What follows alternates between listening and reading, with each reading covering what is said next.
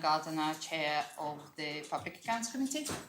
Deputy Raluca Kovac, member of the committee. Graham Phipps, independent member. Vijay Korea, independent member. Deputy Karen Wilson, member.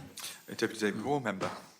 Lynn Hammond, Controller and Auditor General in attendance. Sebastian Perez, Head of Office, Chief Exec. Andrew McLaughlin, Chief Executive Officer. Thank you. And today's public hearing will focus on four main areas. First area is performance management and question related to restructure, cost, benefit and performance management. The second part will be around IT and digital services. Third part is some questions follow our procurement review.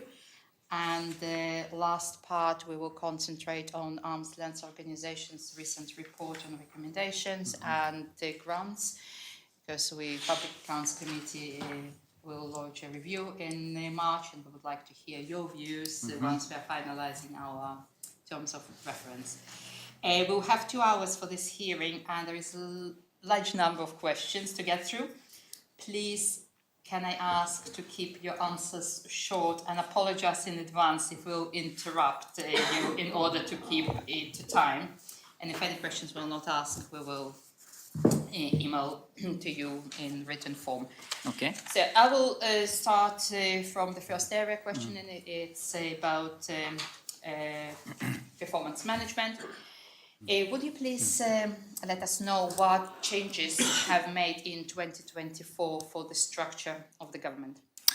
In 2024, Last year, let me see. I changed the reporting lines of Treasury and People Services. Sorry, changed the reporting lines of Digital Services and People Services into Treasury out of Cabinet Office. I wouldn't regard that as a restructure, more of a change in reporting lines, because we haven't fundamentally restructured there. You'll have to jog my memory, Seb, but when did if you already mentioned this, why you decided to move this? What was your thoughts around it? Oh, changing the reporting lines. The main one was, as a team, when we'd had our offsites and looked at how things were running, I was not entirely clear to me the structure of the Cabinet Office, how having the policy making and functions effectively, central policy making and research functions and statutory functions of government alongside these two operational departments, how that sort of combined structure, the rationale for it. And it was explained to me by colleagues that in part this came from a decision by the previous government by one to dismantle what had been a chief operating officer's office. So there'd been a sort of sort around a few years ago. When I came in, I looked at it for a while, to be fair, but my feeling was that digital services and people services probably were better in the line of Treasury, because the three of them together have such a fundamental role in the running of government corporately, and that was a better home than sat in the Cabinet Office, where I saw the value in the Cabinet Office is much more in the policy-making sphere, to a lesser extent the political sphere, because the ministerial support sits in there. So those were my observations, and discussing it through with the team, we felt that was a better home for those functions, and that we felt that was confirmed when we started to do the prioritisation exercises, and which I've discussed previously. Yeah, but the question is, it would be interesting to know your thought process. What considerations have you given to the role of treasurer? Because we know that the role of treasurer is already very complex, busy role, and to add to the treasurer's responsibility oversight for for the digital services and for the people Sorry, I understand the services. question now. Yeah, I mean, I saw it the other way round. I felt that the treasurer and his leadership team would benefit from having those two senior colleagues around his table, given the work that we had to do around the public finances, the running of the government. Areas like we're discussing today of procurement, for example, where a large part of the procurement is in digital services, for example. So I felt there was more synergy between those three, and I felt that those three senior leaders together would make a stronger team at the heart of running the government. So it was less about, hopefully, less about this being additional burden for the treasurer, but more actually strengthening the team around him. But would the treasurer will be accountable officer for the digital services and for the people services? No, I mean, from the structure, trying to understand the responsibilities. Well, the treasurer also, of course, is an assistant chief executive. He will have additional responsibilities, but I think it's the right place to put them. As I say, these are, What other changes have you done to the cabinet office? So this change has been done. So What other changes? this change happened as the tail end of the prioritisation. This is where I just need you to remind me what we did when.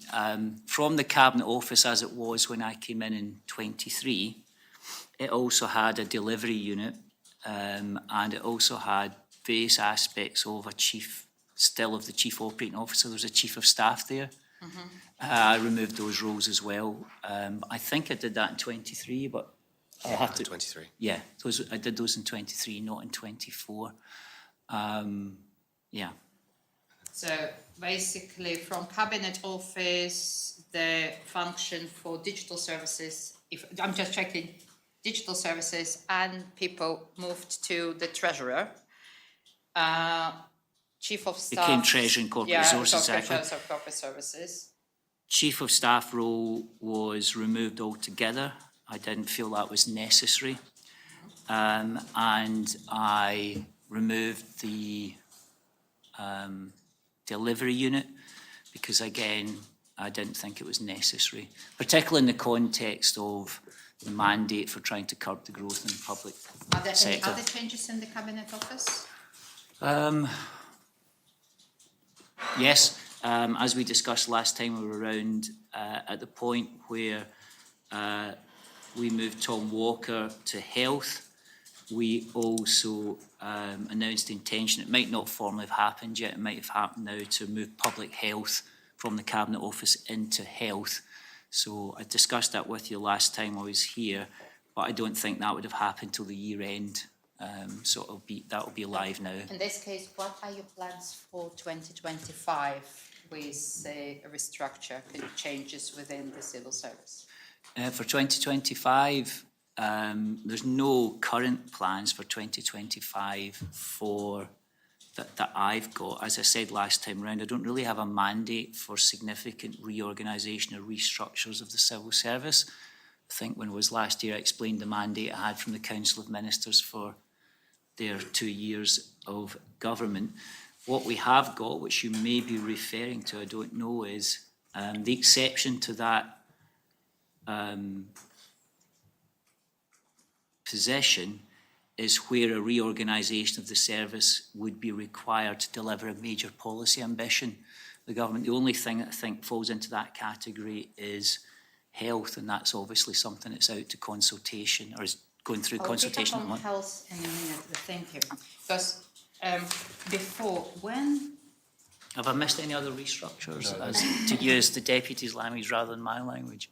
Not to this one. Not that I'm No, aware of. we're trying to kind of go through the things. Now, what was the reason that the organizational structure was updated yesterday only? So we did have from September till yesterday old organizational structure. Why it took so long to update the God. And I'm gonna say basically this is what on Monday on the website, and this is from yesterday on the website. And when, just even if we are not reading what is inside, graphically it does look different, which is, we could discuss. Why it took long to update the data, kind of who is the chief officer, what's the movements done? Oh, I I'm don't, sure that you know this once, you've seen it, both of them. yeah, I mean, I was aware at the end of the year because of public health and other things that we had to change it. I'm not, so I know it's changed. I don't know the answer to your question of why it changed yesterday unless something new. No, it was published, probably changed earlier, but Yeah, it yeah, was yeah, yeah. published yesterday. Yeah. Changed in That, the summer. Yeah, this update was in Let's have a look. September. so what's the one it's changed to, sorry, that you're So showing? this That's the old chart was from September until Monday on the government website. So if, for example, if member of the public would like to speak with the chief officer of customer and local services, they would try to find Ian Burns, that obviously not in post for the last, I think, 3-4 months. What I'm trying to ask, how often? Why did this change yesterday is what you asked. So Yeah, why it took so long to update this? I mean, I don't know why it changed yesterday, but I do know, of course, that between the year end and now, Sophie Lesueur was formally appointed as the chief officer in employment, social security and housing. I do know that public health, even though we said that we would move it, we decided it wouldn't move until after the year end, so that would be an update in that column. So it might simply be that there's new information, those two things needed to be updated. We made an appointment to the Customs and Immigration Service, but you see that's not updated. So I think it might just be that, but I could ask, I why need to ask my so colleague long? Paul Bradbury, because he would probably have a responsibility for No, this publishing is it. from the government website. It was Yes, I printed know, from but the I government need to website. speak to my colleague who would have uploaded that to know why it happened yesterday. No, the question, why does it take long to update government structure on the government website? How long do you think it needs to take? For example, if chief officer leaving the job and this job is not continue, how long does it need to take for the government to put it on the website that the public will be aware? Well, what's your example? I'm not quite sure of that. I mean, I've got to be honest, it's not something I've given any thought to, but I'll go away and think about it. But what's I think the, for any, Left. You appointed an interim chief officer for Correct. CLS and you started the process.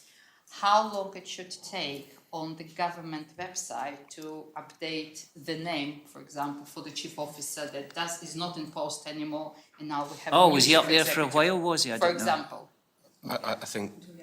I think Andrew. Ian Burns was on there till yesterday, was Yes, it? Oh, yeah. until yesterday Yeah, it was it shouldn't take, changes. sorry, yeah, I know now. Sorry, yeah, I needed to explain yeah. myself.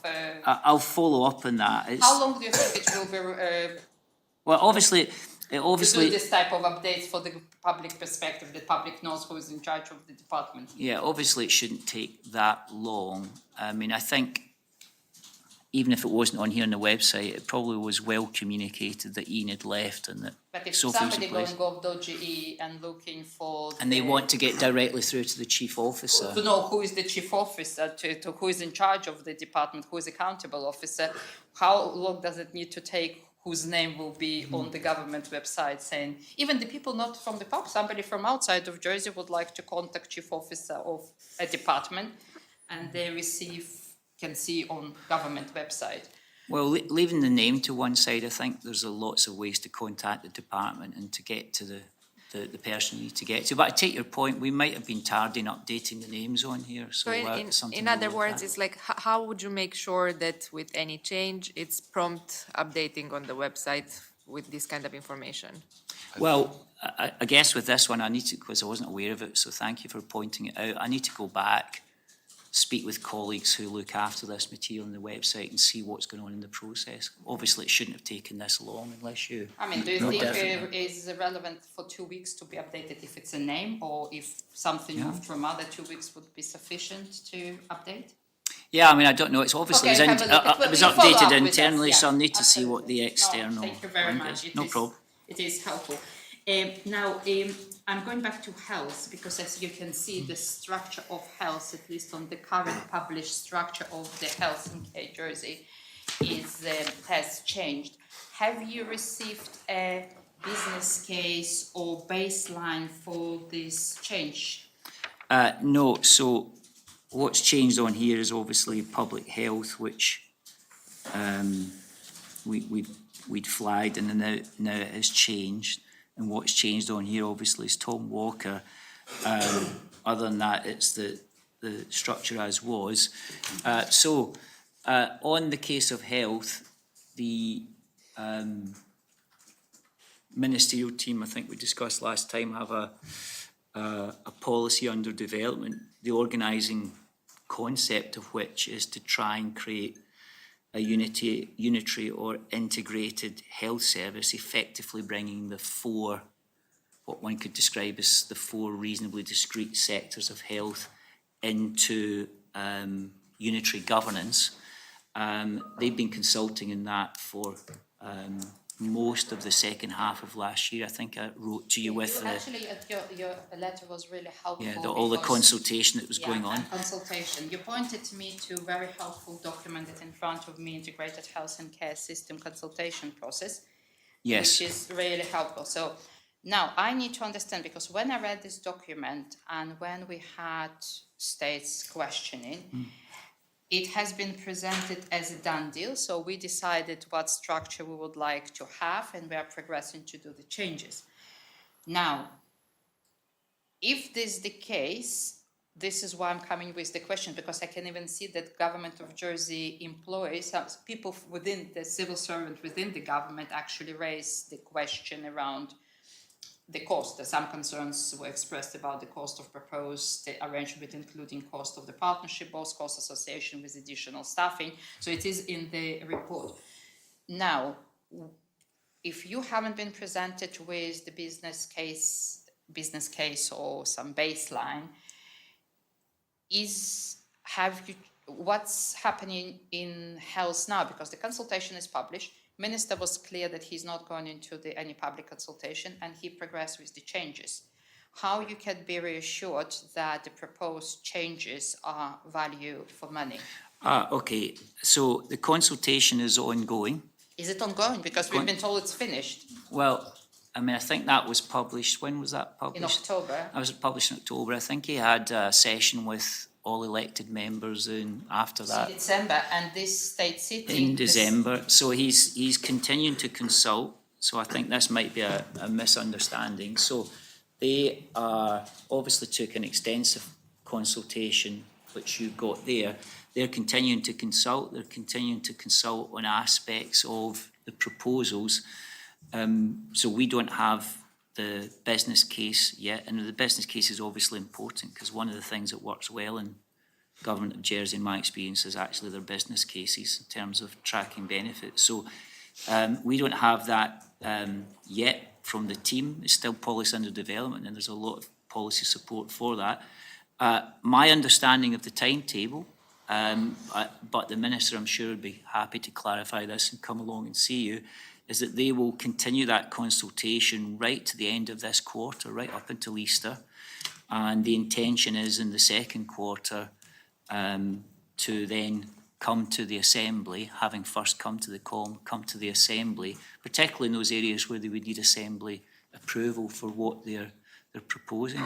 So it's still under consultation, and I think this is really important because the organising concept, I think, is clear. It looks like from the consultation that the organising concept has had a fair hearing. It looks like from the consultation people don't believe the status quo is ideal. So Apology, no, I need to bring back, probably I didn't ask again the question. I would like to clarify my question. The Minister was very clear that he finished his consultation, and including finished consultation with the states members.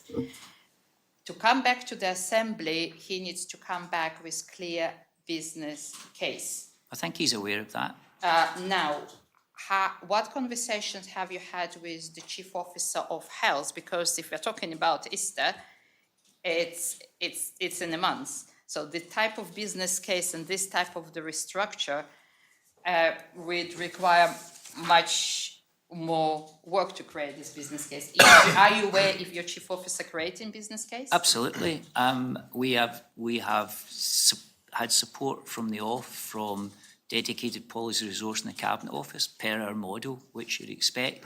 Chief officers involved, we get regular updates. We were updated again this week on the proposals. My understanding of the time scale is that they'll continue to consult up to Q1, ideally to the end of March or Easter, and then be in a position in the second quarter to then bring that business case through the Council of Ministers and ultimately bring whatever they need to bring to the Assembly in terms of debate and approval. So, I mean, I'd have to say that compared to other big decisions I've seen in Jersey, it looks like quite a lot of consultation to me, but you might tell me differently.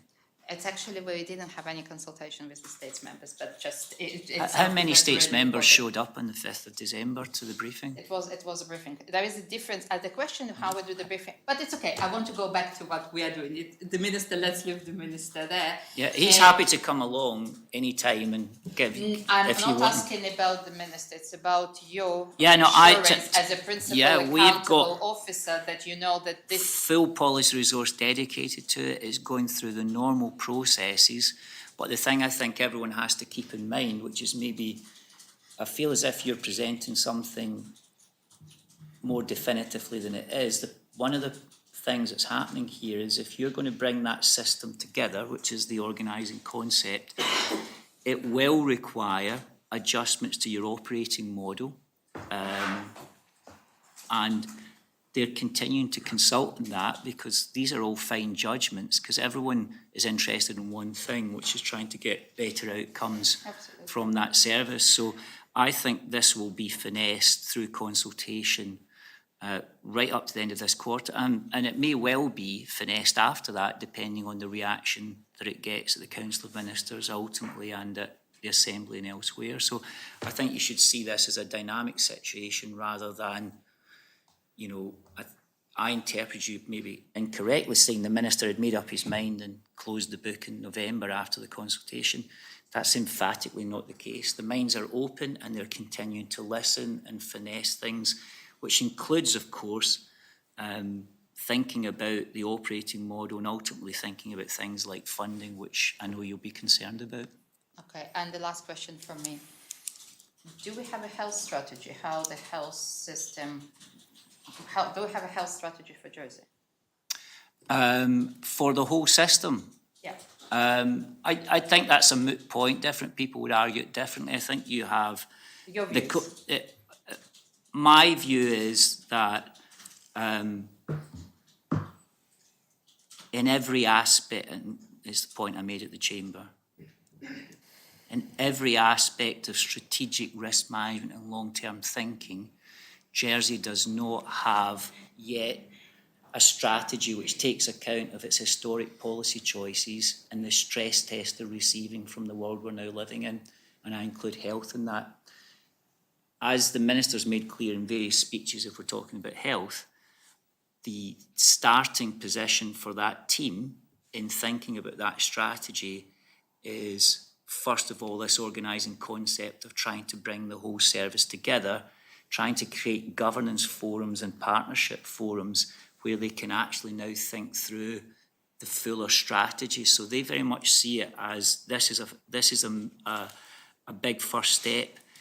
If this new governance set of arrangements works well, that's a better forum to then debate out and finesse the rest of the strategy. Interestingly enough, you are coming from business and we both come from business and... Which, by the way, I think is a reasonable position. Do you have any worry or do you have any thought, actually, what are your thoughts around that we are doing this major restructure for the health without having health strategy in place? Is it something that, I'm not, what are you thinking about it? I think about it. I think about it the other way round. I don't think until you get the four sectors of health, as I call them, there might be five, but we could argue about the four sectors of health, until you get them into one place and one decent discussion and one shared understanding about all the available evidence of health, all the available options around public finance and the rest. So I think unless you can get them into that geography, only then can they properly get into the issues of on and off island care and so forth. That's their feeling, and having seen us not get into those issues sufficiently in the past. I mean, we couldn't even decide how or where to build a hospital for 10 or 15 years. Having not been able to get that level of consensus in the past, I think it's a reasonable call for them to do that. And if it works, hopefully we can then discuss these other issues. Okay, I'll pass to the. Sorry, just yeah. one quick follow-up. So when do you anticipate we might have an all-encompassing health strategy that the people of Jersey could see and understand? Given, I understand your logic. So when do you, what would be a reasonable expectations roughly of when this might be in place? Well, I mean, I think major components around prevention and public health are in place, but in terms of it being comprehensive, if you can ever get to such a state,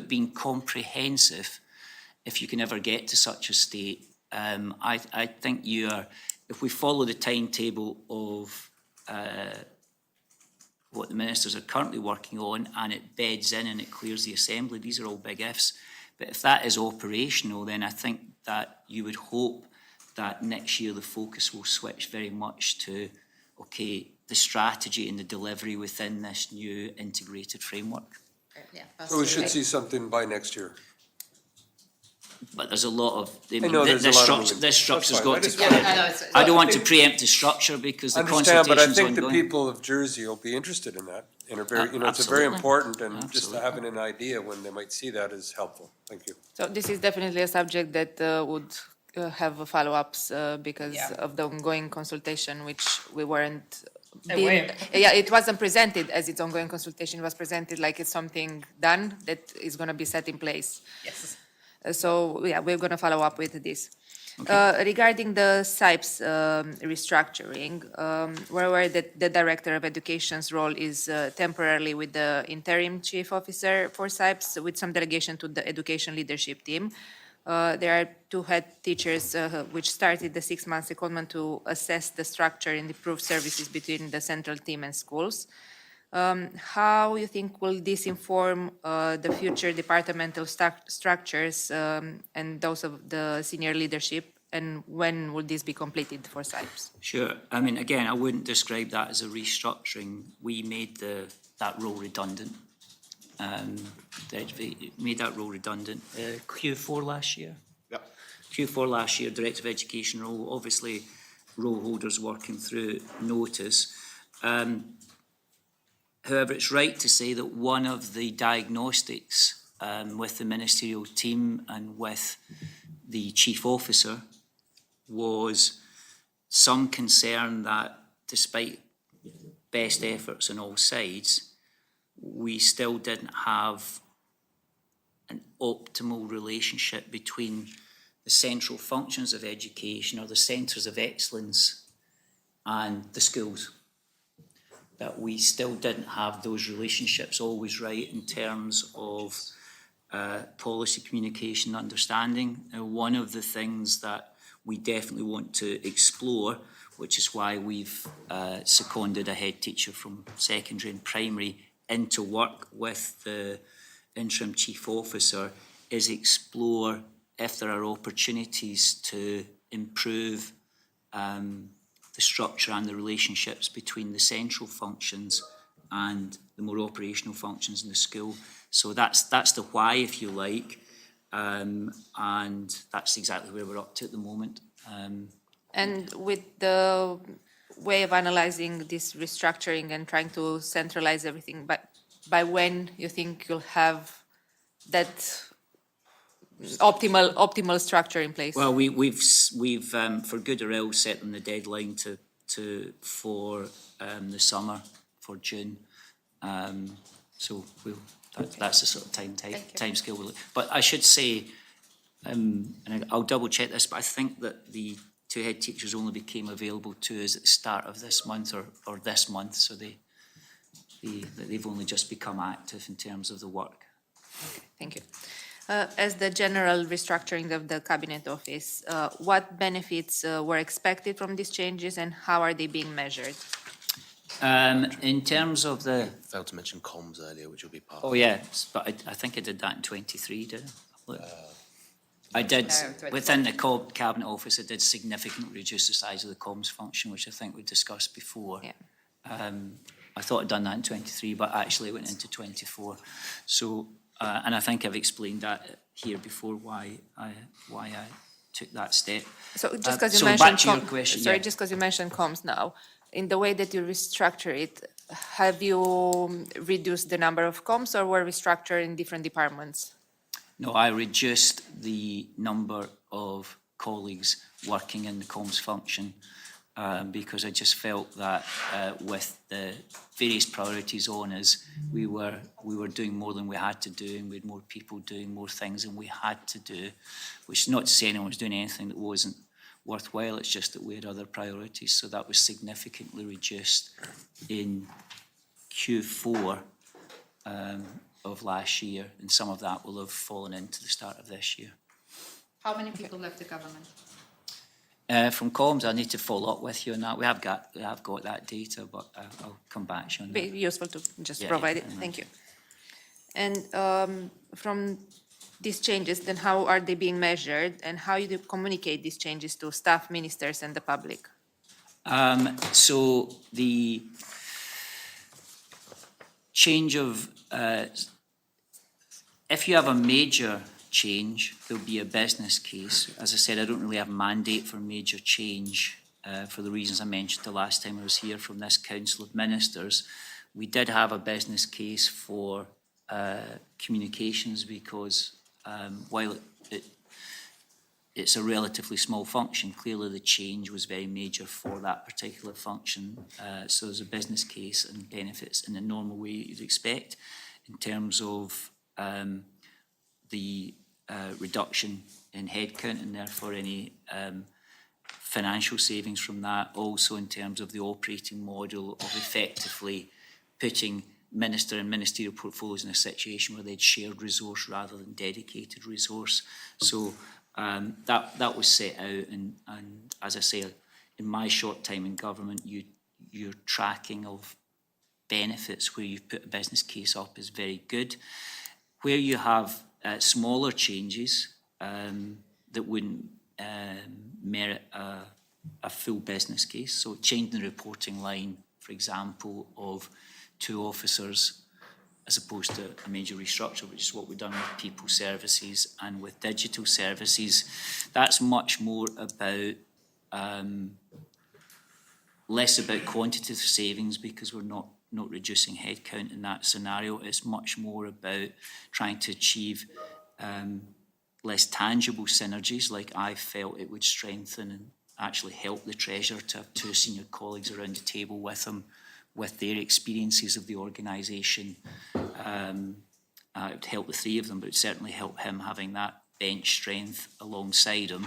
That's much more assessed around one-to-ones and check-ins with the Treasurer, less financial benefits. In terms of communication, we do it in the normal way. We communicate with colleagues if they're affected by change, and we do that very closely following, in a business, if there's redundancy, following the process agreed with the trade unions. If it's not a redundancy, then we take the expert advice, obviously, of the Chief Officer and the comms team.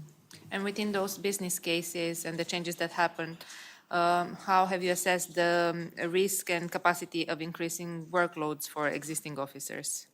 In which one do you? So in any changes that happened, how you assess the risk of? Oh, putting for sure. I mean, I think it very closely. So if you take the example of the removal of the delivery unit, it's a good example, who were doing a range of things on behalf of everyone, then we would workshop that through with the executive leadership team in terms of what of that work, however laudable we felt it was, what of that work just discontinues, we're just not going to do it anymore, what of that work continues but at a lower level of resource and who does it, and what of that work needs to continue but be reabsorbed into the departments.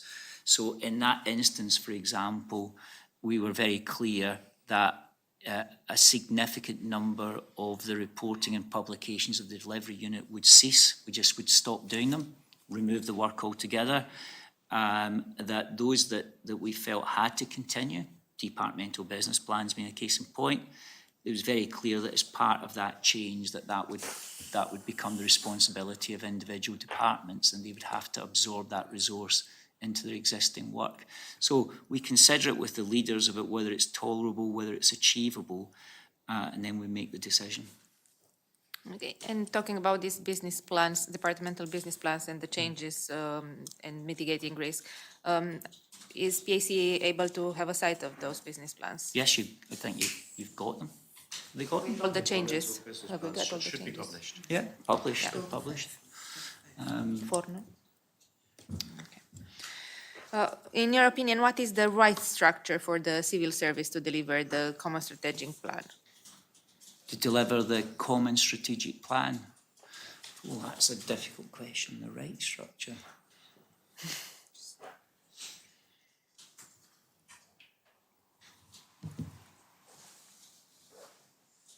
I haven't really thought about it in that way, if I'm being honest, and I think it's a fair challenge. I think we're slightly conditioned by the nature in which the government arrived on is last January, the limited time that they had to craft a programme, publish a programme, and then start delivering on the programme. So that has created a certain amount of delivery focus, which is no bad thing, of course, but delivery focus tied to a couple of years.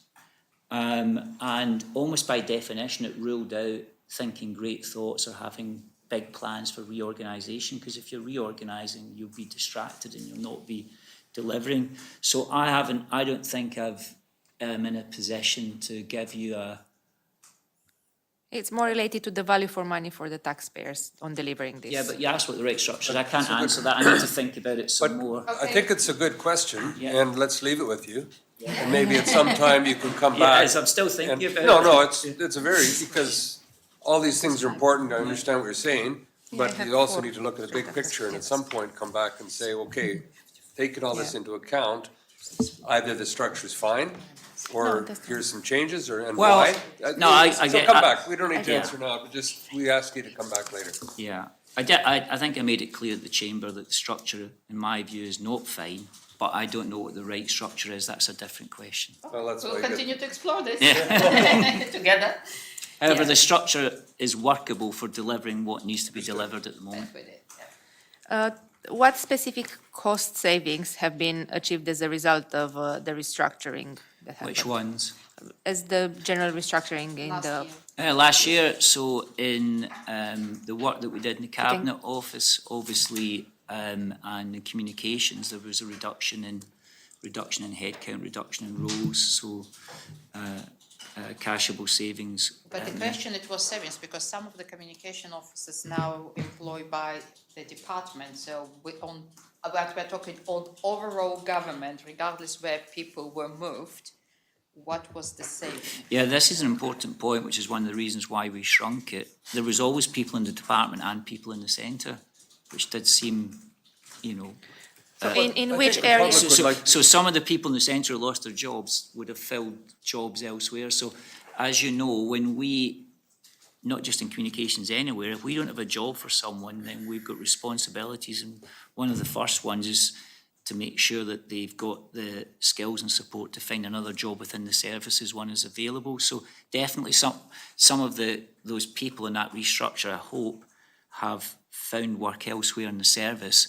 But that doesn't stop the fact that you've retired the role. But and that you've got more the benefits. exactly, to understand exactly where the savings were, in either of the departments, was it in staffing, operations, overheads?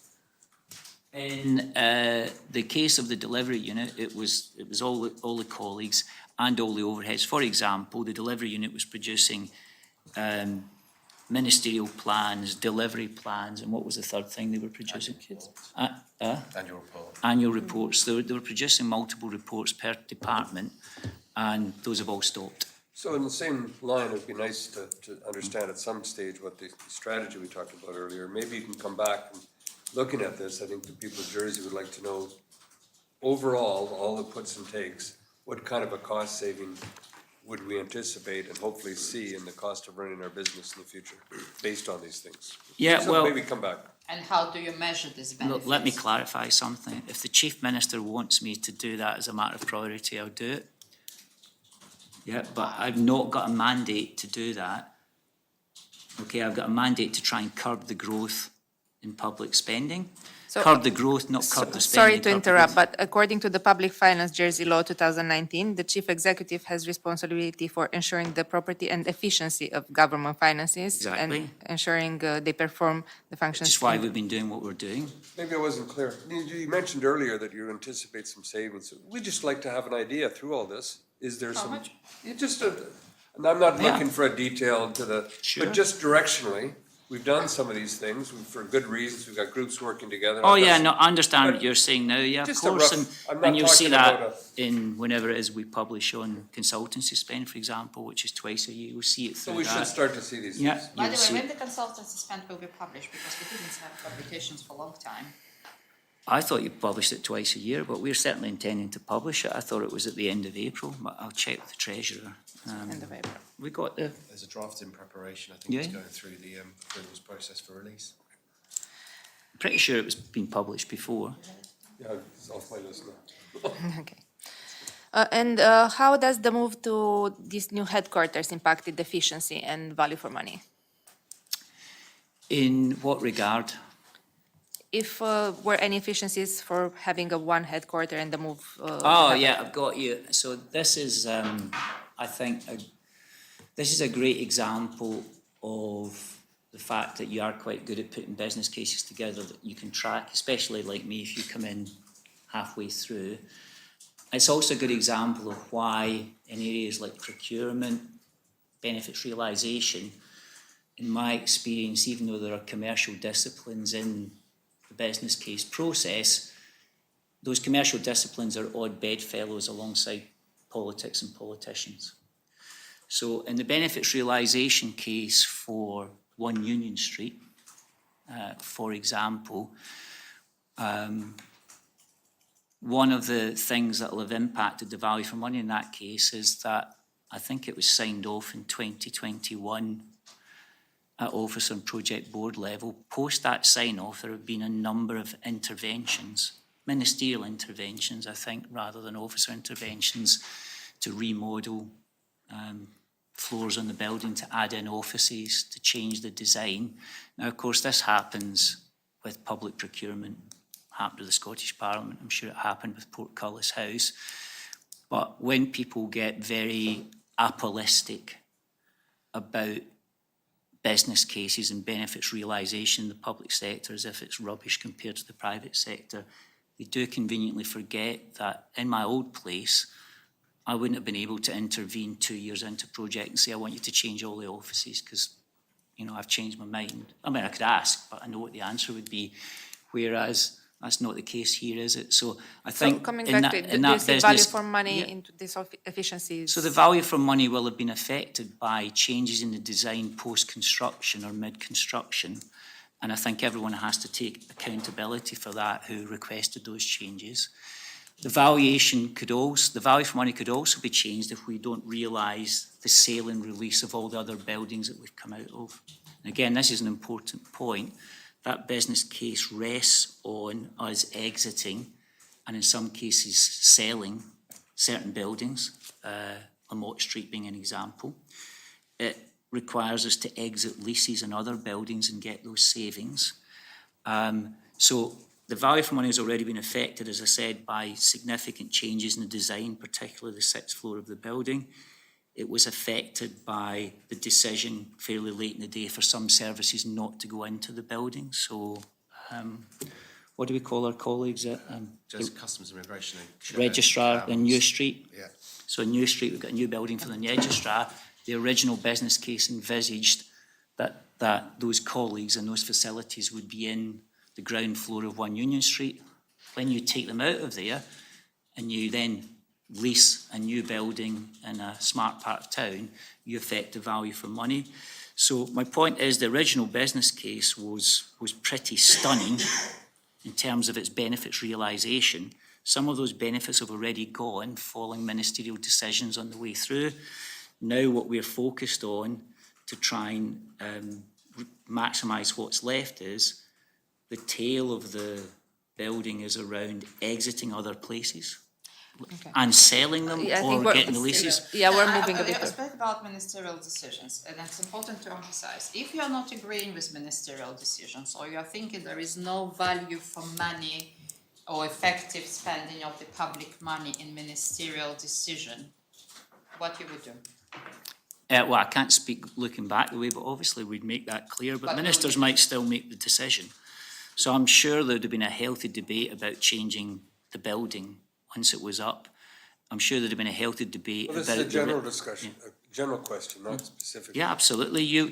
Any decision like that, you would present all the evidence, facts and figures. If you had a business case, you'd show how it would affect the business You as case. a chief, you basically, in your answer, I've heard, and it's right, you said there is a minister's made decision in the middle of this, it did occur extra spending, and maybe I interpreted right or wrong, please correct me what you are saying, it wasn't me, nothing that we as an officers can do, it was a ministerial decision to do these changes.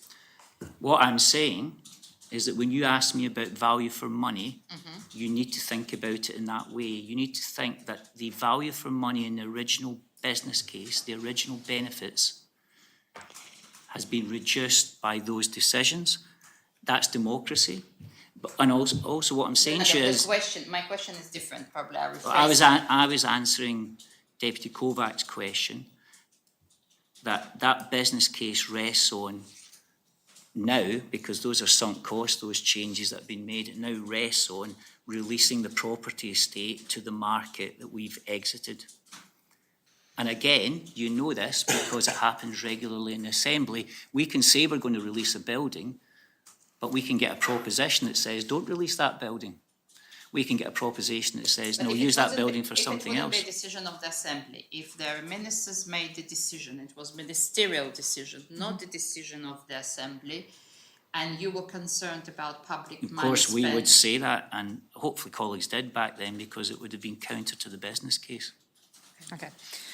So then you'll continue to measure these savings? And how- Absolutely, it's, My colleague said to and make I- it transparent, exactly, And for the again, I public have to know. to repeat, coming in fresh, seeing the original business case, seeing how it's been tracked, seeing how colleagues pursue those benefits is very, very encouraging from a Yeah, and that taxpayer across the perspective. board.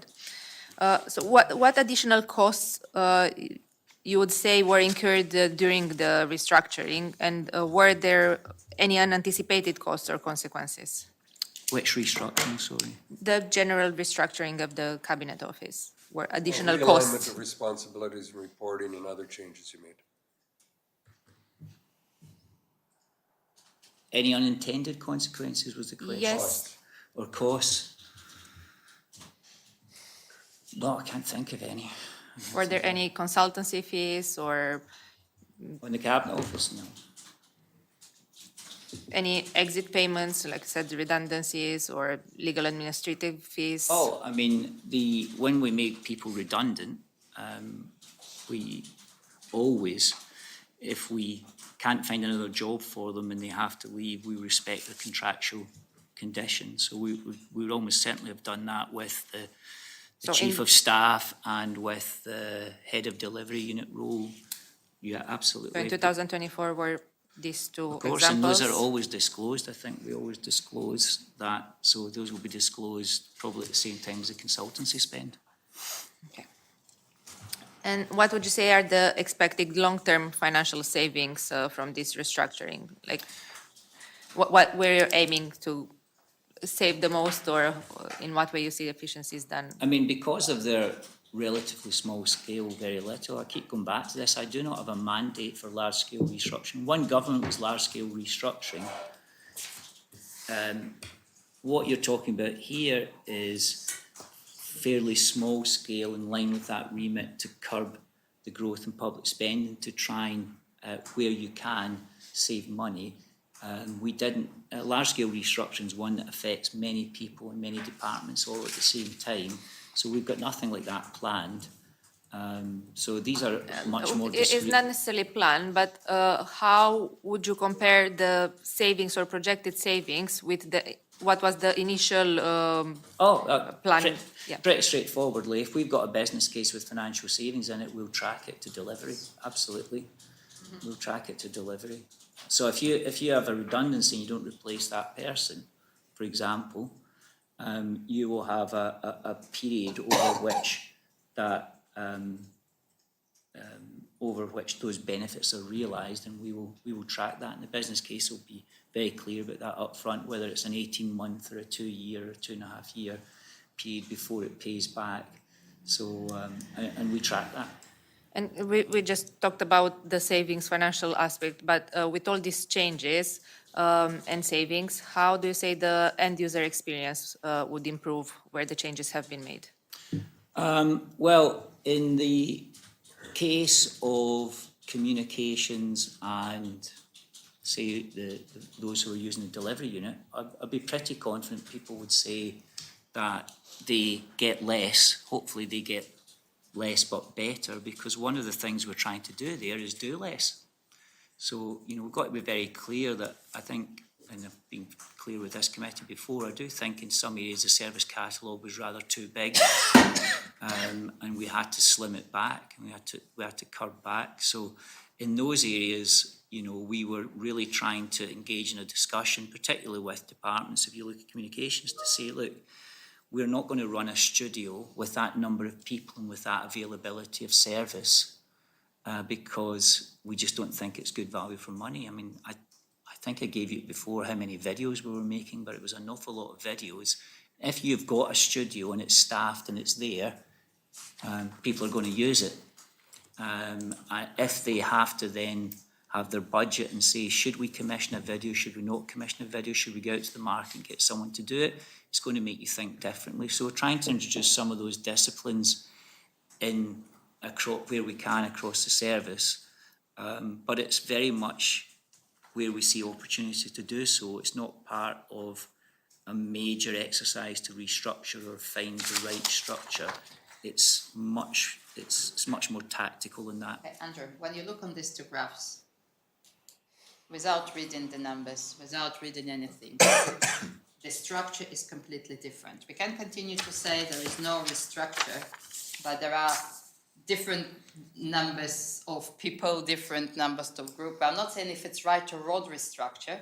Public services. Yeah, I mean, are these meant to be the same thing? Seb, is this an update of that? Yes. Yes. Yeah, so, I mean, respectfully, I don't regard that as a major restructure, I'm sorry. I've moved a couple of things from one reporting line to another. Well, maybe to I've moved simplify this, and you can come back to us later rather than trying to Yes, sort it yeah, out. maybe we need to pick up If you could offline. just come, look at the two, say, here are the actual changes were made, here are the kind of obvious cost savings, here's some cost savings you anticipate. And maybe you could come back and is there any implications for the customer and the other stakeholders through these that might be anticipated? Maybe just Okay. a summary like that. Okay. Yeah, I'll just carry on now that I jumped in. So that addresses one of the questions, of these changes, or whether we call it structuring or reporting, whatever. Maybe just give us a summary of what's actually happened, what your benefits are, any implications towards customers, stakeholders who we could anticipate, and how that looks. Okay, so now I'd like to go to quick questions on consultants. Use of consultants report. You mentioned that it's coming. We did one in 2024. The last one was 2023, so we're looking forward to seeing that. But I think it's important that this report gets out, because that gives us a basis for understanding and assessing the value from them, the use of consultants. So the question I'd have is, how are you ensuring that the consultants engaged bring distinct time-limited value, and is the appropriate stewardship of the results in place so that you're testing and assessing the use of consultants? And also, what kind of processes do you have in place on an ongoing basis to revisit some of these ongoing consultant roles and try and shift them into permanent roles in the government? So that, in general, questions of how do you manage the consultant process? Questions in there. I think at the simplest level, if obviously we identify a need for a consultant, which of course we needed to build a new building, for example, or that we might need, for example, in building the new IT system for Social Security, or for ESH as it's now called, we'll obviously have a detailed business case for those major changes. And if that includes bringing in consultants, that will be enumerated and detailed in the business case, and then we'll track that. So I think for the big things like that, it's pretty straightforward in terms of how we look at benefits realisation and value for money. And as I say, coming in fresh, I've been pleasantly surprised about how well for those big projects that works. Where I think I was worried it was working less well was, which I alluded to the first time I was before you, was I was very surprised by the sheer number of relatively small projects that were on the go across government, which was necessitating, it was hundreds literally of projects. Often they necessitated consultancy spend in the form of project management or discrete support. Often these were revenue-based projects rather than capital-based projects. And in those areas, I was concerned that the organisation was over-trading quite badly. And that one aspect of that over-trading is that when you looked at the resource that we had within Treasury to keep an eye on those arrangements, it clearly was insufficient for the large number, in my view, it was insufficient for the large number of projects that were running. So in that area, the first port of call obviously was to significantly rationalise the number of projects and to focus that resource that we have, small resource we have, the CPMO and procurement, on our biggest priorities. So that was the second part of it. I think the third part of it, which I think might go back to Deputy Kovacs's point, is that in those revenue projects or in some of those smaller scale changes within departments, they didn't have or didn't obviously have a post-change review process in place or a strong enough process in place. Not so much where they were doing technical pieces of work with a consultant, but often where they were making changes like we were just discussing in the structure of the department or in the staffing of the department. So in that area, we've asked our colleagues to enhance effectively the post-project review phase for those smaller projects. For the bigger projects, and I could evidence that it works very well. For the smaller ones, there were too many of them, which made it difficult to track. Now that we've rationalised them down by pretty much 2/3 of them, there's a third left. Now we can have much more focused on that post-project review. And I think that will tighten up both the procuring of consultants, but also the evaluation of the consultants. And when that's all done, what's the process for you to relook at and make sure you're comfortable with where you're at, or? Yeah, so we are tracking that on. Measure it, Yeah, we are now, as part of that reorganisation, rationalisation, we are, which is related to the IT strategy, we are now tracking that very carefully through software that we invested in a few years ago. We're now getting regular internal reporting of that to managers and colleagues to help them manage it better. So there's better MI, and that MI will partly inform what's published in April or whenever it comes out, the consultants report. So we're powering up that CPMO team, as it's called, and procurement team. We've improved the MI back out to the people who are procuring or who want to procure. And then we, as I say, are introducing this post-project evaluation mechanism. Again, I want to be clear, it's very good for the big stuff. There's no mystery in SAP, there's no mystery in One Union Street. There can be mystery on what... Before I go on, it's the area of concern or questioning is around the overall management of the use of consultants versus converting to, I think you've answered it, but, you know, just to Oh, yeah, get our the third hands part of around your, this so and yeah, the making third sure part. that we Yeah, can feel no, more that's, comfortable with sorry, this. no, sorry, Graham, the third part of your question, which is, can you actually take the work out altogether and use FTE or convert it Well, to FTE or whatever? So whatever. I think that, the best example of that, which we discussed before that I was concerned about, was health. In that when you look at our use of consultancy, our biggest contracts are for agency health workers effectively. It's locums, it's what, you know, the very significant contracts, very big reliance on consultancy staff to run the service, never mind to change the service. Normally you'd have consultants to change the service rather than run it. So in health in particular, that's where we're really focusing in on, can we change that situation? Can we convert from extensive use of consultants to FTE, or can we change the nature of the service so that we're less reliant on consultants? And they're making appreciable progress in that, particularly nursing.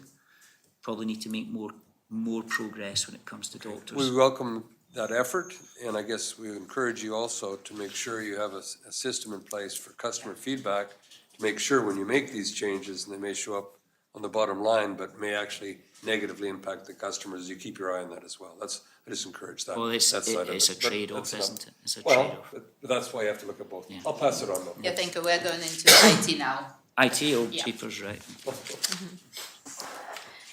Deputy Wilson. Okay, Mr McLaughlin, could you tell us, you mentioned just there that the reorganisation is linked to the IT strategy. The reorganisation is linked to the IT strategy. Which reorganisation, sorry? That's the statement you just made, reorganisation is linked to the IT strategy. I just wrote that down verbatim. Which reorganisation was I talking about? You were answering Graham's question. The structural reorganization Yeah, the of the structural organization linked to all the IT departments. strategy. Reporting, the kinds of things you're talking with, we can call it whatever we want to call it, but there's changes I'm just, that are happening. Oh, yeah, the prioritisation was linked to the IT strategy, that's sorry, okay. yeah. I'm just playing. I think I said prioritisation, it's my accent, not reorganisation. Okay, so reorganisation, prioritisation linked to IT strategy. I think what we're interested to know is, do we have an IT strategy? Yes, Can we see it? well, let me explain to you, we have different views on what strategy is, I guess, but in terms of the strategic intent on IT, really, we've got 4 parts to that. And the first part, I think we discussed last time, so certainly our assessment of that, which should have taken place summer and second half of last year, particularly when we brought on board the incumbent and got a fresh look at things. So first part of that strategy is a focus on resilience. We undertook a health check across all the systems, fundamental health check across all the systems, looked at the resilience of the systems, and absolute number 1 priority was to improve, strategic priority was to improve resilience. That's why it was a health check. That's why I mentioned to you I was alarmed at the reduction in the budget for IT resilience that happened in 23-24 and requested that in this government plan that be changed. Can I just interrupt you for a minute? It's just, I think what you're describing to us is the processes that you've gone through, and I accept that there may well be a difference in people's understanding of strategy. Do we have a document that we can look at that tells us how things are organised, what things are going to be delivered, who's going to be responsible, by when, and in what department? I mean, I think this is where we probably disagree. The coming in situation is getting on for 1,000 IT systems, which points to a historic legacy of proliferation, departmentalism, no strong technology architect in the organisation. So the situation we're coming into is to understand that disparate estate and the operational risks in it, therefore the areas where resilience has to be stepped up. The second part of that strategy was to prioritise down 300 and odd live projects in the old IT strategy, if you can call it that, down to round about 100 because it was just an unmanageable and unfathomable list which was spreading us too thin. The third thing that we are doing as part of that strategy is, and this is a very important cultural point for the organisation, whether it likes it or not, it has largely spent its money. It's spent its budget. It's put in SAP. It's gone big on Microsoft and SAP. Whether you agree with that or not, it's almost academic. We are there. So a big part of it is understanding how to optimise what we've already bought to the benefit of the service, and to make sure that colleagues understand the resources available to us and what we've bought, so that when we get use cases coming forward, and use cases will start to come forward now and are starting to come forward around data, around AI and all the rest of it, that they are properly informed by the actual potential of the organisation. So Okay, those I'm are going our to stop you strategic there if I pillars, can, and the team are because working through each of one those. of the things, because we're just conscious of time and we really do need to get through some of these things, I think it's really clear in terms of the plan and the process that you're following. Yeah. The question is, where does the public go to when it looks at a document to actually find out how government is spending money? It seems to me, based on your answers, that we don't have one that's actually written for the public benefit. It leads me to a question which is, and you've answered this in part, which is how do you prioritise technology projects across departments to ensure alignment? And I guess what you've just described in terms of your 4 pillars is an approach to that. Does that mean that in terms of the programmes that have been cancelled as a result of the prioritisation, that there is an impact across government as a result of those cancellations? Yes, Can you that tell those us 4 where? things are, but secondly, in thinking about the prioritisation, we were also guided by the CSP, obviously, which is there to be delivered, and by our assessment of our tier 1 risks, our big risks that we had to pay attention to. So once you had ensured that you could deliver those policy priorities and that you could do your best to mitigate or manage those tier 1 risks, those were the things that guided the prioritisation of projects. You're then into almost, if you like, a third layer, which is departmental priorities, which are not tier 1 risks, not CSP, whatever those are. You're then into that list of what we asked each department to do, because we'd never gone through an exercise like this really in recent times, and it was almost as important for the culture as it was for the proper gearing of your resources or your priorities to your resources. Was we went through an exercise with each department, asking them to look at all their existing live projects or project bids, to rank them. So they ranked them. So we had an understanding from that ranking of what was most important to them.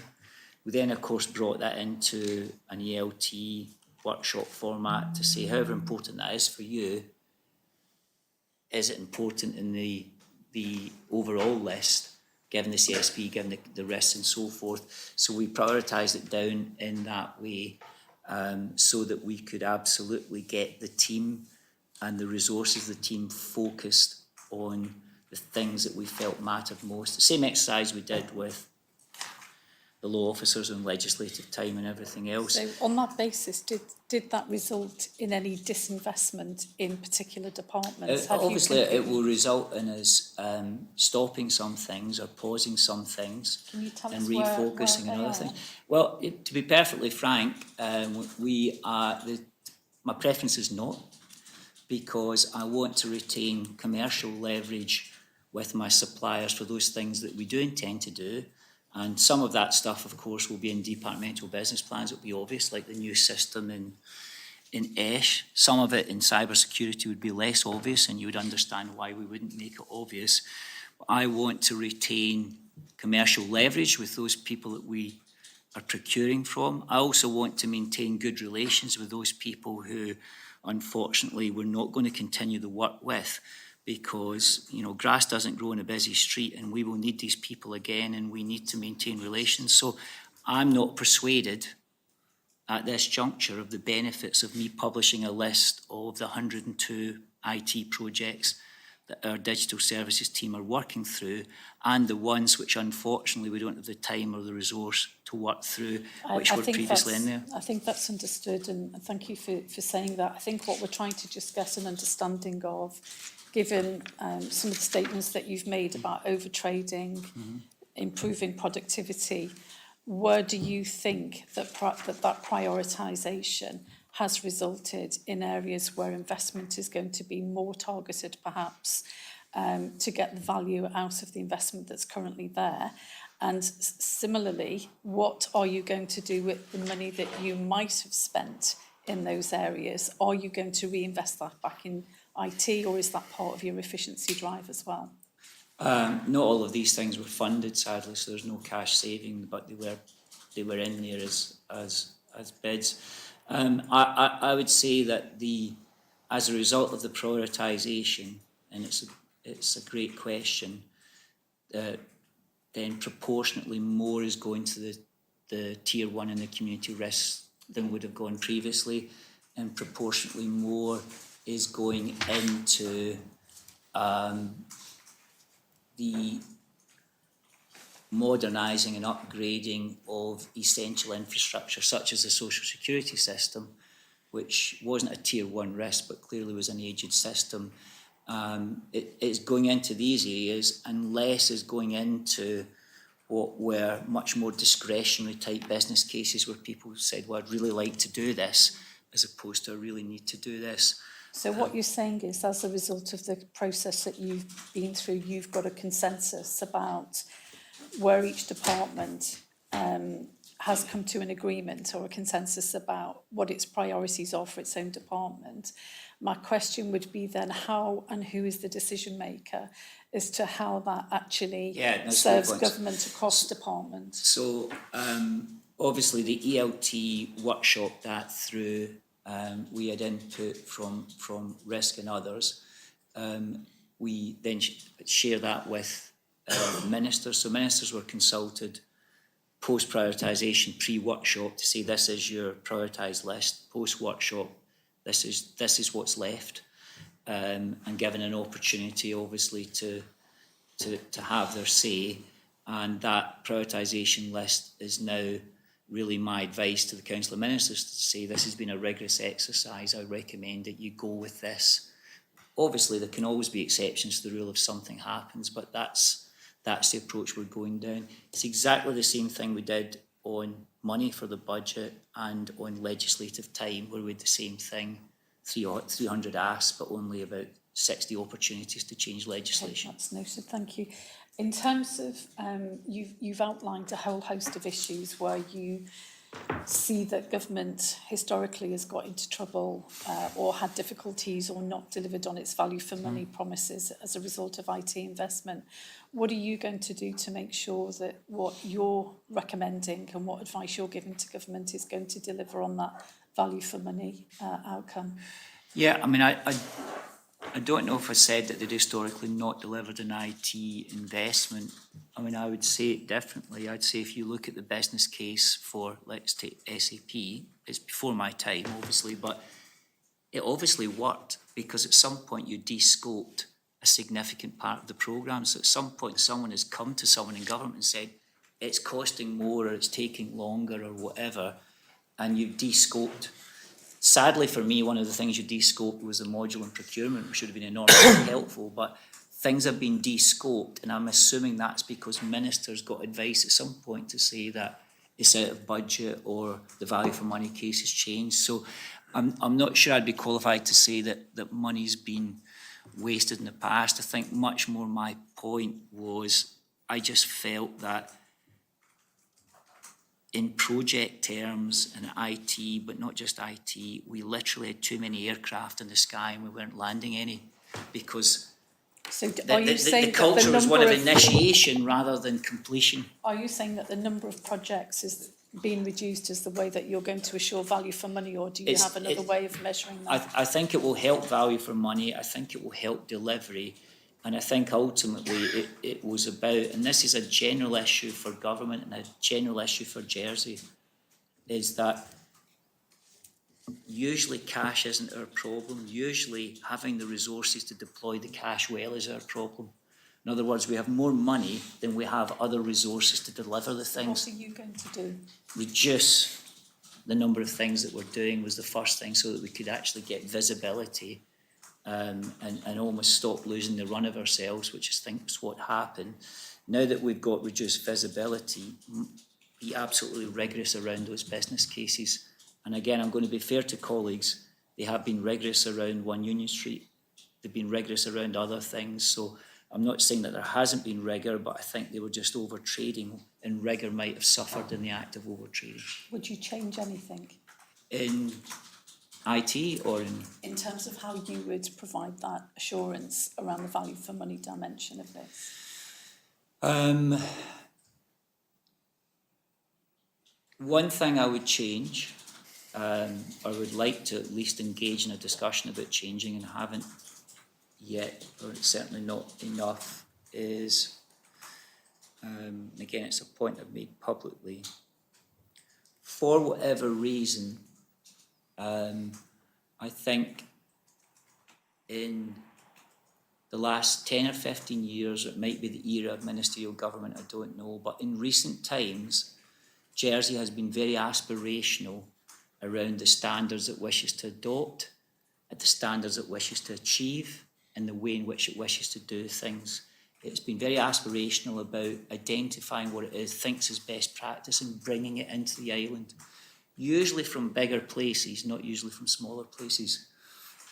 I don't think it's ever really matched its resources to deliver against those standards. In other words, its risk appetite is lower than its standards. So what's your intervention then? My intervention there is, I think, and it transcends governments, it transcends everything, is to say, change your resources or change your risk appetite. You kind of know what your risk appetite is because you're willing to tolerate things, even though your standards say you shouldn't. You know this from health. So either change your standards or keep your standards and aspiration, but change your risk appetite so that people, not least my colleague to my second on my left, doesn't audit against a standard that realistically you've not committed to meeting in practice. So would you say that might be something that we might see in an IT strategy? Definitely, and not That's just in an to be IT public. strategy, across all aspects of government. And that's why I've made the points I've made about regulation. I think we need to really just be clear with ourselves. What is our risk appetite? And not get into this culture, which I think I've seen in other places. It happened in banking. You get this culture of saying, I want to be defined as an adopter of best practice, but I don't actually put in place the budgets and resources to sustainably deliver that best practice. Actually, my risk appetite says I'm happy to be here.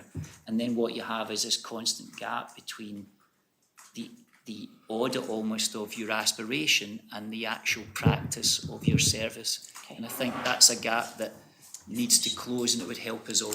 So just because we need to move on, but I want to clarify this aspect. I think everything that you pointed out, it's still reverting back to the lack of an existing written strategy to revert to. And I'll give a bit of a background. This was a CANG report recommendation, which was accepted by the government in 2021 to be done by 2022. Then in April 2023 still wasn't, was delayed by September, still wasn't, at the end of 2024 still wasn't. So it seems like the government committed to developing a technology investment strategy, but delays have continued, and there's still no comprehensive digital strategy. So we're undertaking digital modernization without a clear vision for digital services or a supporting IT strategy. By when can we see a clear document? So just to build on that, just like with health, you had to get some things to come together. We're hoping now you're close enough with IT, it would be good to have an overarching strategy that can drive the organizations they can look to help improve the performance. And that was a Is it prior commitment, something- which is in draft since 2023, but hasn't been completed. Yeah, so you have just made my point. A government in 21 agreed with an auditor to do something when it didn't really have the de facto risk appetite to do it. Because if it did, it'd have done it, correct? And so we need to decide why that's the case. I'm saying to you today that until I finish fully understanding the resiliency issues, until I absolutely understand the learnings from prioritisation, until I absolutely understand and engage more with the IT team around how we maximise the benefits of our historic investments, until these things are better understood. A strategy, I could write you a strategy like a management consultant. In April 2023, Yeah, it no, was but this still is yourself, important. I'm right? answering your question. I can write you something that looks good and means nothing, or I can wait until we've done the work. And I'm telling you that whatever was adopted in 21, they clearly again You've also agreed adopted. to it in 2023. Yeah, but again, same point. Same point. I mean, Was that May in 23? You were already in job in 2023, in September 23, if I'm correct. Yes. Well, I started in September September 23. 23. Last year in 2024, when CNAG report was discussed and our report was published as well, we had commitment from government under your leadership to deliver to the Public Accounts Committee prioritization list in September 24. We're already not talking about the strategy. The prioritization list was in writing, promised to the Public Committee in September 2024. We understand that things have happened, but what it leads to that during the budget debate, because we didn't have this prioritization list, each department needed to cut 20% from their IT spending, which is fair enough. I'm not discussing that this is one of the ways to do it when you don't have a prioritization list and the strategy. The only question that we are having, when we will have prioritization list or a strategy? So on the prioritisation list, yeah, I'm sorry I didn't get that to you sooner. I think you hopefully had a session with Jason and his team and they And explained it why. was in private, so it's important for Well, us, for the public benefit. I'll say to in know when it will public, be. so, clearly in the early autumn, we had to do a number of things with that team to reprioritise within that team because of a number of IT-related incidents that had to be managed intensively. And that included, for example, taking them off the prioritisation work so that they could focus on those tier one risks, which I think they discussed with you in private. It also included, for example, and you can see that in the performance data, giving them extensions to doing some of their business as usual work so that they could focus on the issues that we were facing, not just us, but many organisations were facing in the autumn. So that unfortunately was why that was delayed. On the strategy, I go back to saying,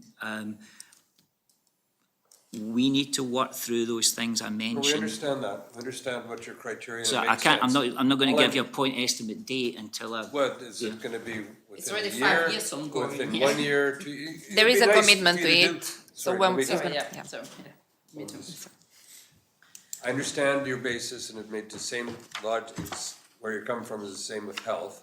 We're just trying to get a rough idea when do you think you're gonna, not like you're gonna be committed to, but when you get your hands around these elements you pointed at, and you've got a rough idea when you do that, maybe a commitment that at that time, and it's not gonna be 5 years, but maybe within the time you're here, you should have something. It's not Oh, like yeah, it's sure, perfect, but we that should have time, something yeah. in place that can guide our organizations and our people, so we can look to No, North yeah, Star. that's perfectly something fair, like that. that's perfectly fair. Okay. I'm happy to do that, I just, anyway.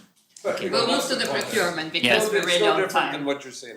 Yeah, thank you, and I'll move to Vijay. Thank you. I'd make the observation, just to wrap up the last point, which is that you mentioned that the initial commitments were made as far back as 2021. I know that your contract has been recently extended until the end of next year.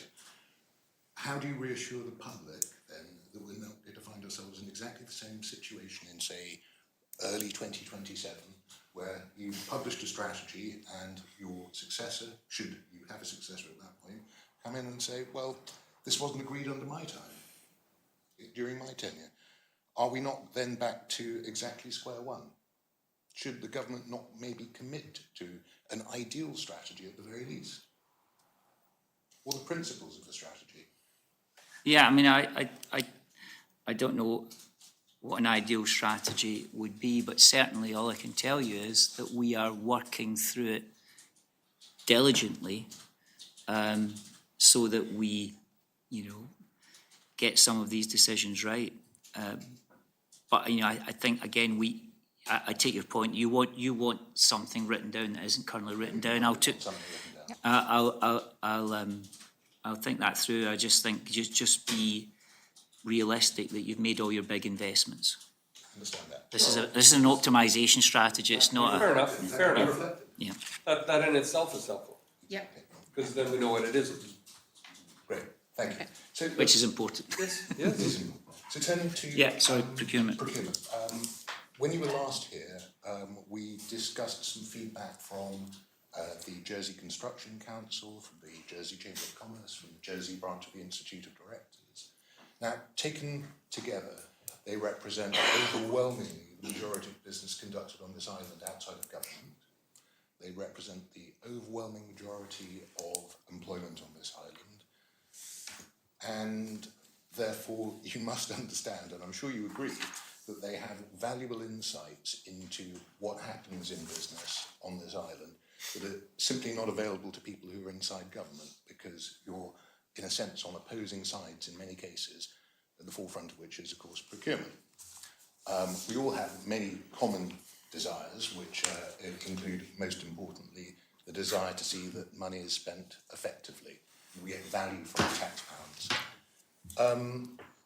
You committed in our last meeting to meet and discuss with various of these organisations to discuss your viewpoints on procurement, and I wonder whether you could update us on your progress, please. Sure. So as is well known, I was at the chamber. I don't really see us as on opposing sides, as it happens. But in terms of reaching out to industry, I think the most significant thing that we have done since October, or whenever I was here, was the event with the IT and digital suppliers, actual and prospective, was that in January? In January, where we had a good turnout of key suppliers and those who wish to contract with us.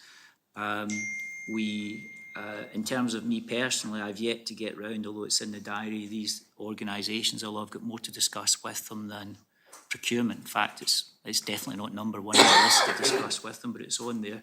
So I think our engagement with them, we're committed to it. As I said to you back then in October, I was pleasantly surprised about how much of our spend is with on-island suppliers. I thought more of it would be with off-island suppliers, so that in itself was very instructive. They, in my view, achieve a lot in terms of winning contracts from government. They get more support from this government than I think is imagined. And I made that point at the Chamber, how much money we've got out to the industry in terms of contracts, in terms of loans. But yeah, we're definitely, in terms of procurement, absolutely committed to continuous engagement with them and stepping that up. And it's one of the objectives for the team and for the Treasury team within it, which it sets to step up that engagement this year. I just want people to be realistic about how high the number can go in terms of how much we spend locally, because it's already, I think, very high. And I gave you those statistics the last time I was here. Thank you. I suppose that the level of spend that takes place on the island for the delivery of island services is something that we could all discuss in a little bit more detail. You have your views and your considered opinion on that. And I believe that these other organisations have a somewhat different view. Now, one of the principal pieces of feedback we received, having met them at the end of last month, other than, of course, the fact that they universally told us that you hadn't had an opportunity to discuss procurement with any of those three organisations, there is a very real perception of fear within the small and medium-sized businesses on the island. They are only prepared to discuss with their organisations, their trade organisations, their feedback on the basis of strict anonymity, which I guess is why you described some of the feedback as anecdotal. Now, when all three organisations, which taken together, as I mentioned earlier, represent the vast majority of business that takes place on this island, all unilaterally offer us the same piece of information and all agree with one another, I'm sure that we pass the threshold from merely anecdotal into factual. My question for you would be, what advice would you give to businesses that fear retribution if, having lost a procurement process, they feel threatened if they create too much of a fuss or request too much by way of feedback? Well, I'm very sorry to hear they feel that way. I mean, we're out and about a lot, ministers are out and about a lot, so, and I've been on business in this island for a long, long time now in various guises, so just haven't picked up the strength of that feeling the way that you describe it. But we've got 2,500 suppliers on this island into government. That is a lot. Yeah. I'm aware of the Chamber survey. They sent me the detail of it in some detail, and obviously the 37 respondents and who said they weren't happy at all with us. Well, if you think about it, people are going to be disappointed if they don't win our business. They're going to be disappointed if they won it at a point in time and then lost it. Because procurement is just us buying stuff. We're buying stuff from 2,500 local suppliers. The majority of our spend, notwithstanding the major investments with SAP and with Microsoft and others, the majority of our spend of the Jersey pound goes into the economy and multiplies around the economy. So I'm sorry, I don't recognise the characterisation that you're giving, but I'll sit down with them and go through it with them. So- What I'm concerned about is if they feel that there's retribution if they complain because they've lost a contract. We'll definitely look into that because that's not part of our culture, but I would gently suggest to you that the statistics from our own register in terms of who gets business and how much they get don't easily align with some of what you're saying to me.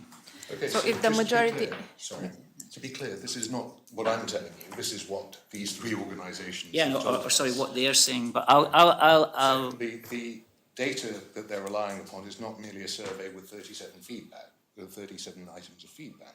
As I've made clear, they have spoken to multiple of, in fact, exclusively pretty much all of their members. It's a case of their members coming forward to them, plus them reaching out to their members. So it's a two-way process, and they have told us, and it's available because it's a matter of public record. Yeah, no, I've seen They it. have not had a single positive piece of feedback concerning procurement. Each three of these organisations have all experienced the fear of retribution from their members. They've all expressed this very clearly with great concern, and they have said to us that they don't know what to advise their members, and that they've had no constructive dialogue with you on the question of procurement whatsoever. Well, So yeah, my question- maybe not with me, but there has been plenty of outreach, the number one. Number two, when we have had discussions with it, because we do see these people in other forums all the time, there's been a lot of discussion about the clunkiness of our systems, which we discussed before, accepted. It is a real shame that procurement got de-scoped from the investment exercise a few years ago, and certainly one of the things that I'm keen to try and do in my time here is see if we can get back into scope, because that would help enormously. we've got a lot of detailed feedback which the team are acting on and around how easy we are to deal with, how easy our systems are to deal with, and we're working our way through that. On the points about retribution, which and I'll speak to Murray and I'll speak to Alex about that. But yeah.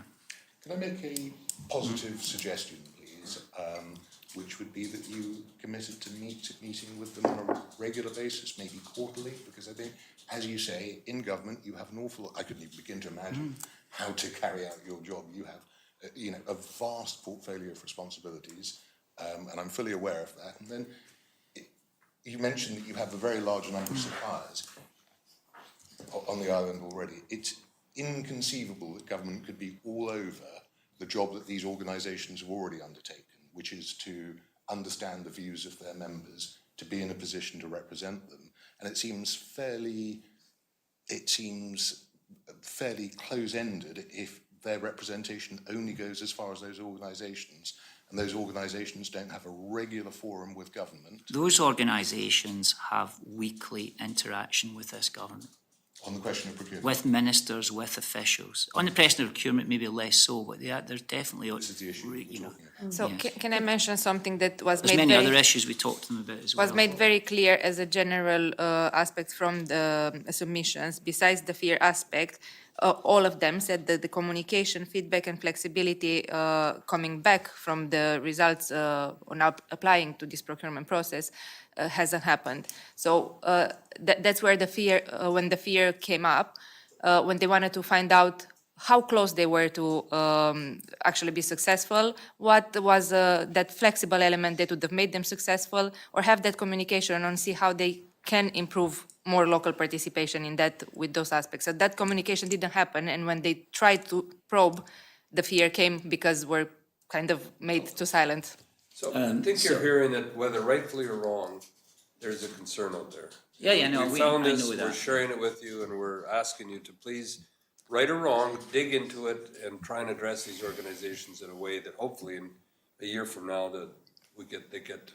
Yeah, and I think Who one knows of, why? yeah, well, Miscommunication, we've only whatever. got a handful of people, of course, in procurement, so engaging, is, as well as doing the job we're asking them to do is proving tricky. It's another area where we need to look at it structurally, and the Treasurer does have this objective in the first half of the year, because I think there's a risk acceptance issue as well. When you've got so many suppliers and so many contracts, you have to decide what your approach is to things like auto-renewal, what your approach is to due diligence at certain price points, and how you gear your resources to the areas that matter most from a value for money perspective. So we've got a lot of work, I think, to be done across procurement with that team. But I'll follow up specifically on this point of retribution. I think very briefly, it's not just about supplies that are on island as well. I think that, given the recent issues associated with the ferry tender and the relationships with external providers, with the reputation of the island in terms of procurement arrangements, we went through 2 or 3 exercises to actually get a preferred provider around that.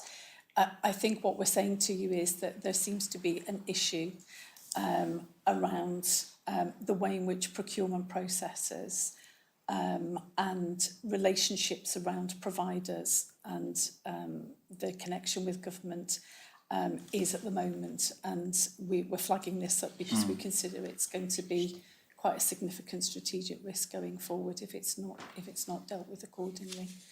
Yeah, So the relationship with the sustainability agenda around the economy. Yeah, if what and the you're saying hospital is a is- good example of Yes, something that exactly. damages our reputation for procurement. 5 and remuneration issues 2024. So can you confirm the Arm's Length Organisation Oversight Board terms of reference have been updated in line with the December 24 target? Yes. That sounds like a Deputy Messick answer. Okay. So in simple terms, yes. Okay. And if they updated, what have been the key changes? Well, I think there's so many different terms here. You mean ALBOBs, not the bigger ALOs and not the not the state-owned No, enterprises. Albobs, Yeah, Albobs. the Yeah, Albobs. Albobs. I think and you also mean effectively all those organisations that are receiving grants from us are published on the list. No, what we're talking about, arm's length, bodies, oversight, board, terms of reference. The terms of reference have been updated. The key changes are that the ALBOB will continue to meet in relation to the CNAG's recommendations and any systemic issues that are identified externally or internally, and the responsibilities for the management of the individuals, ALOs, sits with the accountable officers. Oh, yeah, sorry. This was the key change in the terms of reference? Yeah, that we used to meet regularly in terms of looking to create a framework in which to monitor the overall landscape, but it's more specific around identifying and trying to work out the tricky issues. Okay, I was going to carry on with another question there, but I think you've kind of answered What my... is the plans for implementations? What the targets day? When it will be implemented? When it will be end of the completion? So basically, they are going to do this. What are their plans for 2025? What outcomes you're going to get from them? From the arm's length bodies? Yeah, So the key, board. the board, the key part of the board hasn't met this year. The board intends to maintain oversight of those delivery of those recommendations, of which 2 of the 3 are already done, and anything else that that arises in the meantime. You know, understanding that the committee are likely to do a review later in the year.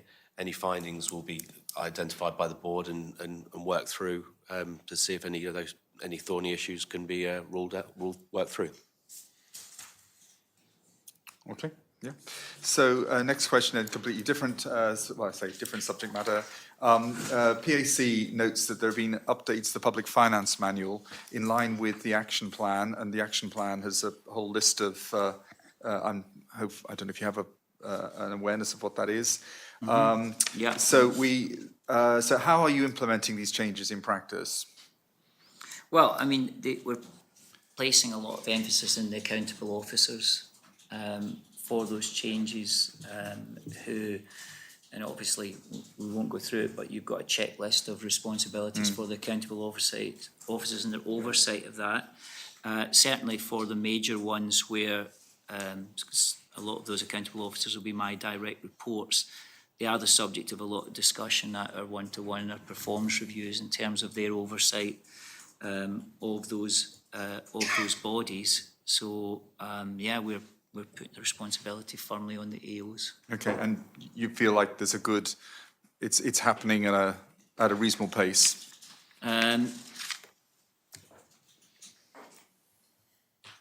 Yes, I mean, I'm generally, again, as I said in my public remarks, I'm generally concerned with all these bodies about the absence of a guiding framework historically to deal with their introduction, their creation, how they're funded, and so forth. It's obviously grown up very organically and over many, many years. So I do think that it's adding complexity to the governance of the island that I'm not entirely sure is value for money or is always helpful to us.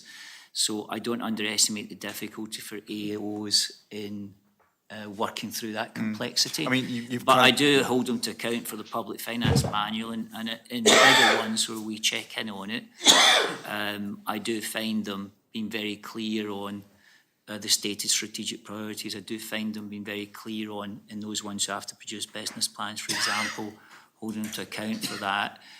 So it is a very active part of the role of the AOs. So it's not, so I'm Yeah, I mean, content with it. I mean, it's interesting because obviously from your chamber lunch, you listed, I think, 140. And how we try and deliver some of these services. You see it in health, you see it in other areas, and you think, well, is this right? And it does kind of bother me that 60 or 70 million is distributed to 60 odd organisations in this way. because it's really just an extension of the government, the public service. So, I mean, to be brutal about this, I mean, do you feel that's why the Opera House, Battle of Flowers, we have issues around the air display, we have, is this management issues? Is this, is this the historic structure you refer to that's caused these issues? And I mean, how would you look to improve that and make sure that we deliver it? Is it something looking 5 years out? Is it, you Well, know, how do we resolve some of these funding I've issues? thrown my pebble into the pond. Yeah.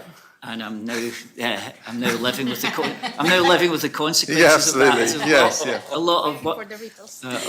maybe that's one of the reasons I haven't got to the chamber yet. A lot of ALOs want to come and see me, but I think, well, the examples you mentioned, I'm not sure those are good examples because the Opera House effectively is a government building. Yeah, It but has no tenant as such, so we had responsibilities for health and safety, for all sorts of things to bring that building up to standard. So it's not, and with boards and chief executives and all this stuff, I just sort of, part of me feels that one of the tricks that Jersey constantly plays on your brain is it's so small you think the advantage of working here is it must be easy to get stuff done, and then you find that actually it's a Byzantine structure all around you. You think, well, why do we have to involve 5 organisations and give them money to do this stuff for us? Why couldn't we, in some cases, cut to the chase? This is good value for money. Now, I know it's grown up organically and all the rest of it, but it's quite a complex environment, I feel, and I'm not sure that we're well served by it. So, and when you look at that some of them are part of the value chain? in some cases they can be, but we are in a situation where, and you know this from your time in government, in areas like health, in areas like children's services, in sort of those areas that everyone say those are critical, essential functions of the state. We're in very tight budget situations, but a lot of organisations are in the discretionary part of the state. It would be lovely to have that. It'd be lovely to have this.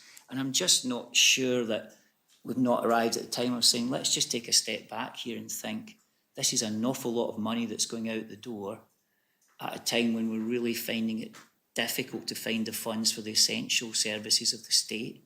Is this another way of maybe funding innovation, if you're giving them to arm's length organisations that might have more flexibility or agility than government to actually do something different to government? I'm sure that was, there's different rationales for the creation. I'm sure part of the rationale was freed from whatever we think the confines of government are, we'll somehow get different or better returns. My worry with it is it's a very small island. There's very little resources, so you've got careful husbandry of the resources important. My other worry is people believe they've transferred risk by creating these organisations. You're now doing that for me, but they haven't, because some of the risk can't be transferred from the state. So what we end up in discussions like this saying we need a lot of resources to monitor these organisations. So the state ends up thinking it's transferred activity, but having to keep the cost to oversee that activity. And before you know it, you get into quite a convoluted set of relationships. I'm just not sure in a 9x5 island that that's always necessary. And frankly here, one of my observations, and it's mine, not CNAG's, when I read through like the body of audits over the period before I came into the job and since come into the job, there are these recurring themes of, have you really got it right with these organisations? Yeah, Even sort of down- leads on to this question, Even down which to is, issues of pay and do you stuff, believe the structured review of ALOs will be beneficial, and at what intervals to ensure? It's the first part of the question. So do you believe that structured reviews of ALOs Yeah. would be beneficial at what intervals to ensure government is not, as you describe, overtrading seems to be your phrase of the month at the moment, as you noted in your speech for the Chamber of Commerce? Yeah, So that's not derogatory, that's just, it's an interesting turn of I definitely phrase. feel, having looked through the audit reports and we've got more coming, which we're discussing just now, I definitely feel that we do need to pay more attention to this. I definitely feel that we need a guiding framework for the introduction of regulation on the island, which we don't have, which is why it's multifaceted, let's say. I definitely feel that we need a better framework for this massive grant-giving set of activities.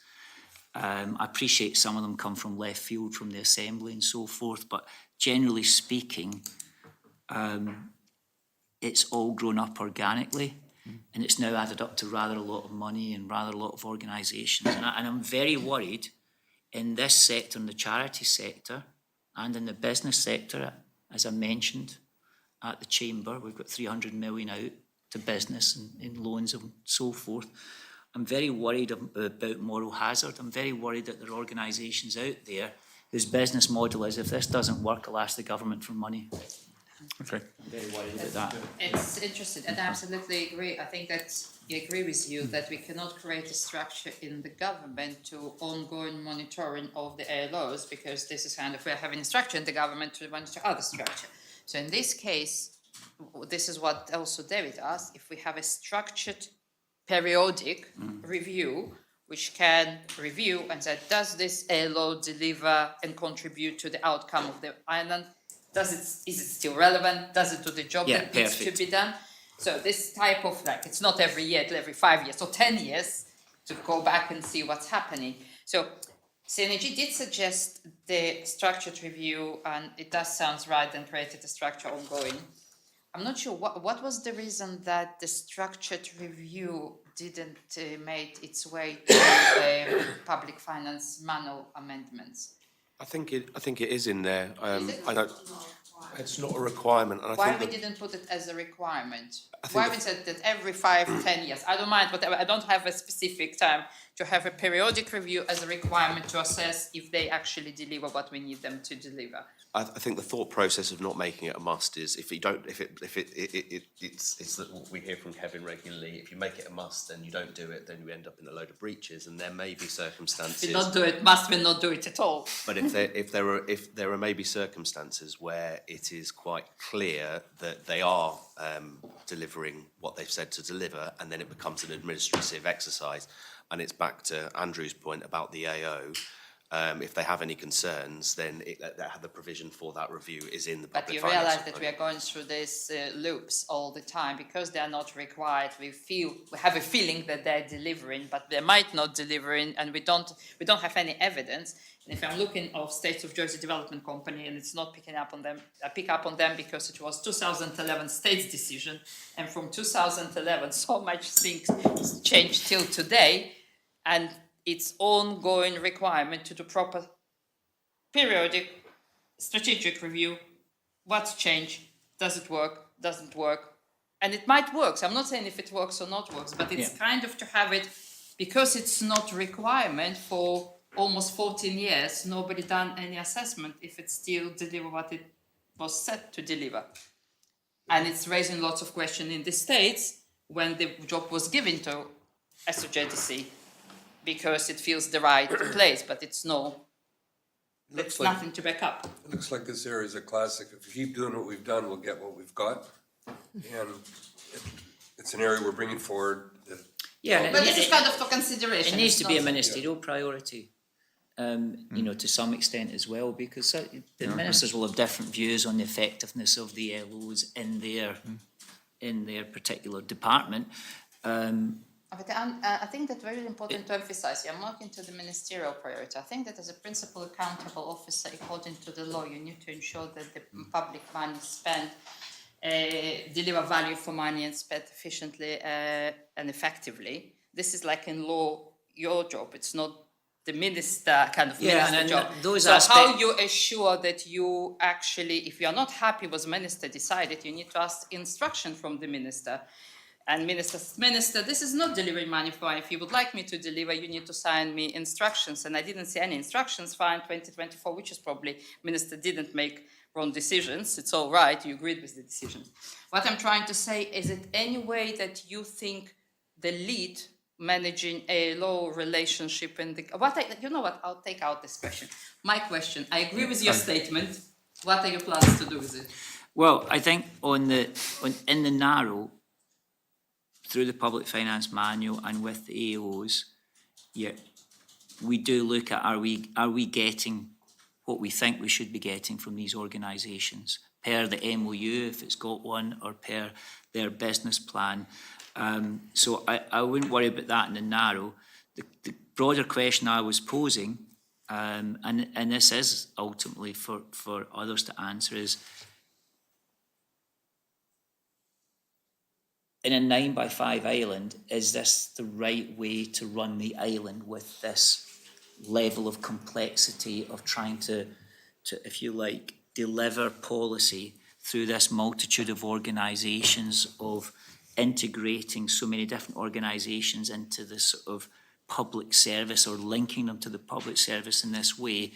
It does feel quite convoluted for an island our size. It's more convoluted than you'd find in a larger But country. what are you going to do with it? Because I kind of I'm agree doing, there is doing, really doing, complex. doing, It is very doing what complex. one of my objectives was to raise long-term issues. I'm raising it as an issue with, not just with ministers, with everyone, to say, is it just me or is this right?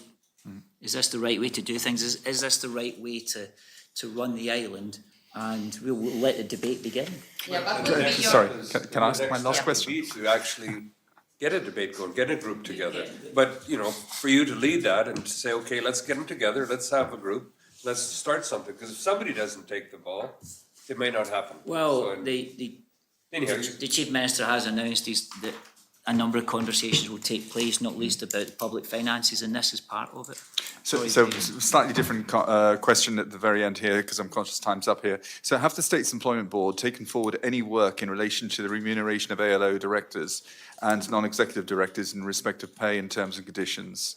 And if you can give any examples on that. This is related not to the state-owned enterprises where I think the arrangements are already accepted and clear. But yes, this was one of the recommendations from the CNAG that there's a lot of sympathy with, and the SEB have commissioned a review and a paper for them for this year on that very subject, the remuneration effectively of the ALBs. Thank you. Okay, I think I've reminded the time Yeah. and we have some questions, but we'll put them in Okay. writing. And I'm checking with the committee if it's any other burning questions.